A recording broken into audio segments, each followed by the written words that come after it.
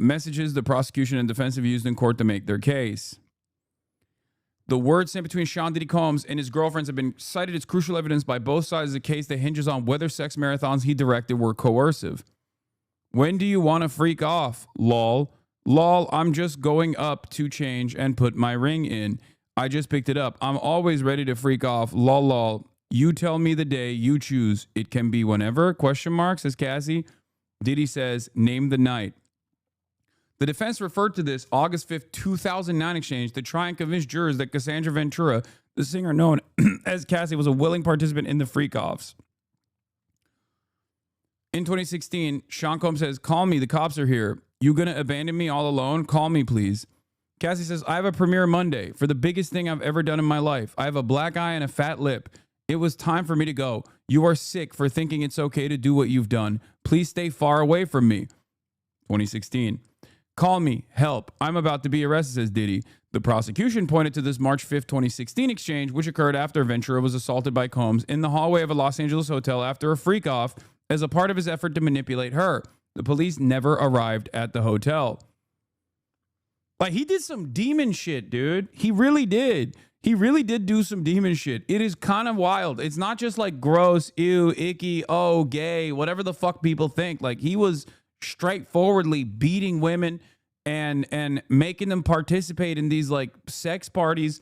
Like, at some point they might have actually enjoyed the sex party initially. That doesn't change the fucking dynamic.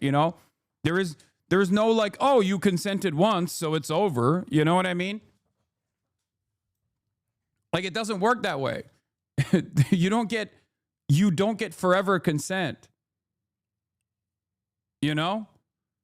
Which, good luck explaining that to a jury that is, of course, majority men.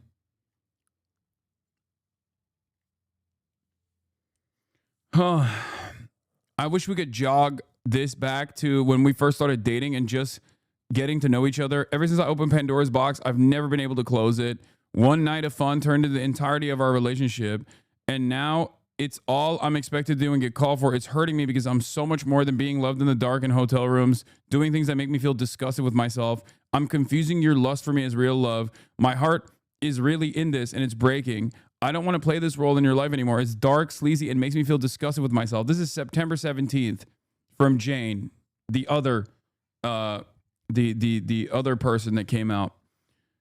My heart is really in this and it's breaking. I don't want to play this role in your life anymore. It's dark, sleazy. It makes me feel disgusted with myself. I feel it's the only reason you have me around and why you pay me for the house. I don't want to feel obligated to perform these nights with you in fear of losing the roof over my head. I mean, this is literally coercion, right? I don't want to keep feeling like that anymore. I'm crying as I type this. We just need to talk like adults and figure out where we'll go from here. He says, girl, stop. Prosecutors used this September 17, 2023 exchange with a second woman who testified under the pseudonym Jane to show her increasing disinterest in hotel nights. September 24, 2023. I can't even look. It will drive me crazy. Laughed at above message, Jane laughs at. You might blow up, daddy, like a locomotive muy caliente. In its closing argument, the defense pointed to this exchange as evidence that even shortly after an episode the government identified as a time when Jane was sex trafficked, she appeared to describe video footage of a hotel night as exciting. So they made short work. They made light work of the evidence that the prosecutors had laid out by basically hitting the classic, oh no, you don't understand, she was asking for it defense. Straight up.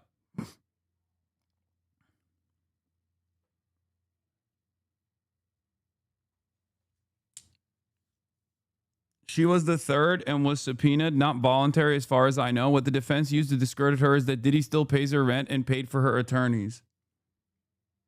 Law tip. It's a complicated case to prove from just a logistical perspective. You need really skilled prosecutors who know what they're doing. Tons of evidence means a jury could get bored or confused easily.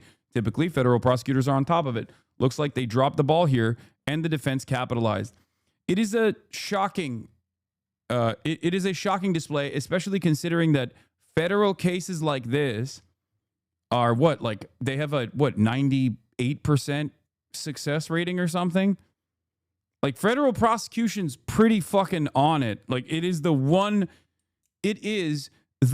group that is incredibly successful in terms of identifying exactly what they can get out of people, exactly what kind of charges they can bring up so they don't over prosecute and then end up losing. They also are pretty good. Usually they're notoriously very good. So I don't know how the fuck they did that. Not if you're rich. No, even if you're rich, what do you mean? The feds. I'm about to be a criminal defense attorney, and the common notion throughout the criminal defense community is when the feds got you, they really got you. Exactly. Which is why it's like a little surprising, maybe in shitification, who knows? But even the dynamic of like misogyny being weaponized for the client here by the defense is supposed to be inconsequential considering how much evidence the prosecutors are supposed to present.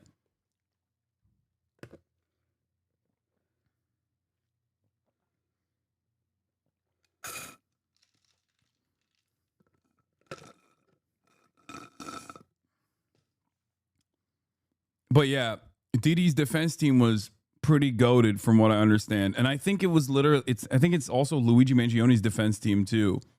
Now, there is no underlying overarching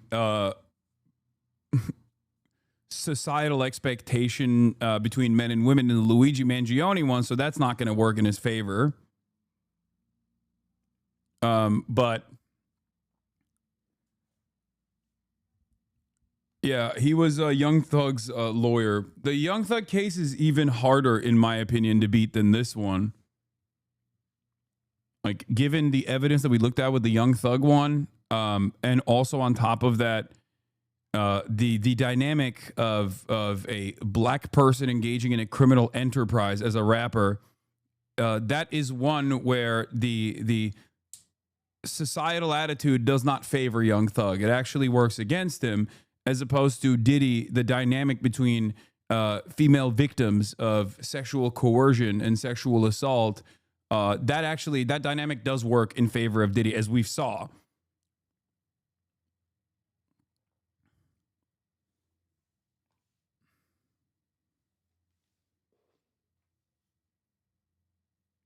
But who knows? Who knows what happens with a Lil Durk too in the future? I mean, the feds clearly are no longer as the feds clearly don't have the same motion that they once did. That's what I'm seeing. Okay, I want to go to Chloe Malas, who's standing by outside of court right now.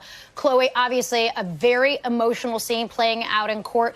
We don't have cameras in the courtroom. Yeah, that's also true. The Young Thug case was a state case, worst prosecutors. There was a fuck ton of corruption surrounding the case that got the eventual reason for the state offering Young Thug the insane plea deal that he got. Fair. That's also true. It was super high profile in the worst possible ways. The ambitious DA also was like going after Trump, and then there was a little bit of kismet going on there as well, because like the DA was already under a tremendous amount of pressure from trying to do a racketeering charge against Trump, which I was very excited for. She should have just fucking focused on that, you know, instead of getting her boyfriend involved in some of these cases. But it is what it is. All right. That wasn't even that shitty, but that did work in that did certainly work in Young Thug's favor for definitely.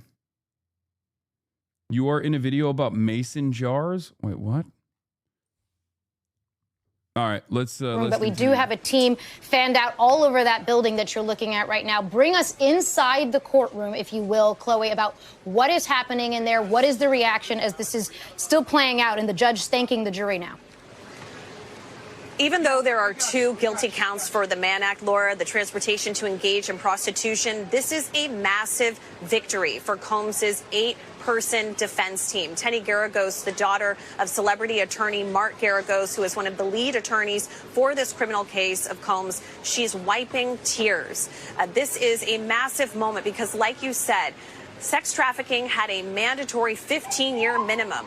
I mean, the prosecutors, they painted Combs as somebody that was beating women, which they owned up to, but running a criminal enterprise, and that he sex trafficked two of his former girlfriends, Cassie Ventura and also Jane, who testified under a pseudonym. This is undoubtedly a massive blow to the prosecution, who brought 34 witnesses. They talked a lot about these co-conspirators that they say carried out this illegal activity on Combs's behalf. I mean, you have 6 of his children in there. His mother, Janice, who has been inside the courtroom every single day. Diddy is praying. He is doing a prayer